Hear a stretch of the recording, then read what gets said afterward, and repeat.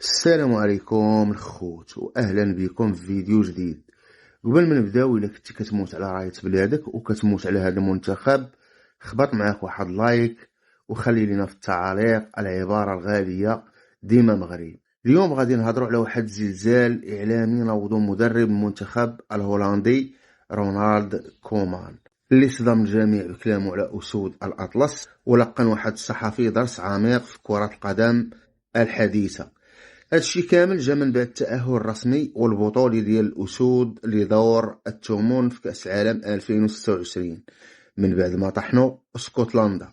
العالم كامل واقف كيحترم هاد المنظومة المرعبة اللي قادها الأسود بروح قتالية عالية وثقة الكبار. في المؤتمر الصحفي الأخير، واحد من الصحفيين الهولنديين سول كومان وقال ليه: سيد كومان، هولندا والمغرب غاديين مزيان، وهناك مواجهة محتملة بيناتكم في دور ال16. كيفاش كتشوف هاد الصدام؟ واش كتخاف منه؟ رونالد كومان جاوب بكل صراحة وبلا تردد وقال: إلا حطاتنا القرعة والحسابات المونديالية في مواجهة مباشرة ضد المغرب في الدور القادم، فكنقولها علانية، هذه غتكون قرعة ظالمة ومجحفة لبطولة كأس العالم كاملة. من المؤسف لمتعة الكرة نخسروا واحد من هاد جوج منتخبات في مرحلة مبكرة بحال هذه. هولندا والمغرب بجوج كيستحقوا يوصلوا للمربع الذهبي وينافسوا على اللقب. وزاد كومان وضح علاش خايف من الأسود وقال: المغرب ما عندوش فرقة عادية، بل عندهم كتيبة مرعبة ديال اللعابة اللي كينشطوا في أعلى المستويات الأوروبية والعالمية. حنا كنهضروا على حارس خارق وعنده خبرة مونديالية كبيرة بحال ياسين بونو اللي كيعطي الأمان للفرقة، وعنده ضمانة دفاعية وهجومية ما كاينش بحالها في العالم بحال أشرف حكيمي. بلا ما ننساو ساحر ريال مدريد إبراهيم دياز اللي كيقدر يصنع الفارق ويقلب الماتش من نص فرصة وبتمريرة واحدة. ولكن المثير في كلام كومان هو هذا المزيج اللي يهضر عليه بين الخبرة والشباب، حيت قال: أنا كمدرب اللي كيرعبني هو هذه المواهب الشابة الصاعدة اللي عندها طاقة بدنية وشغف كروي كبير.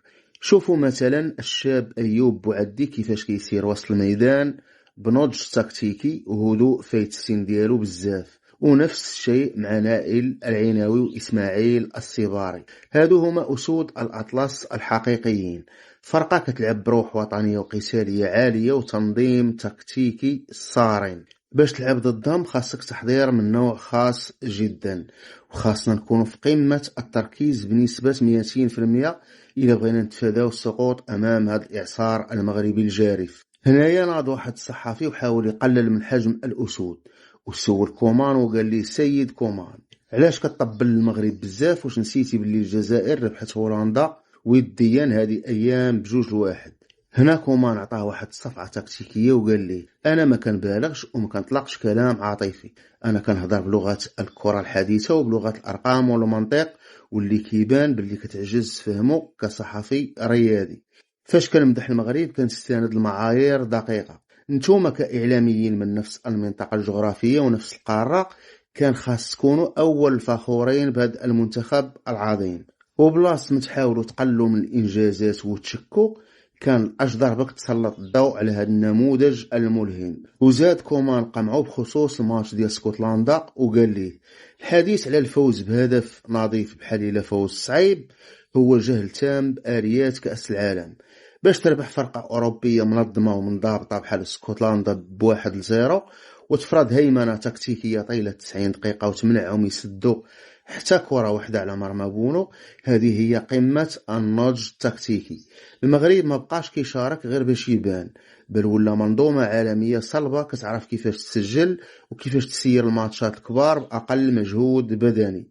أما بخصوص الماتش الودي اللي ربحته الجزائر، كومان جاوبه بقسوة وقال ليه: المقارنة ديالك تفتقر تماما للموضوعية الرياضية. الماتشات الودية ماشي مقياس للتاريخ، والمغرب فات هذه المرحلة وحقق رابع العالم في المونديال اللي فات بعد ما طيح إسبانيا البرتغال وبلجيكا، واليوم كيأكد المكانة ديالو في بطولة حقيقية ورسمية.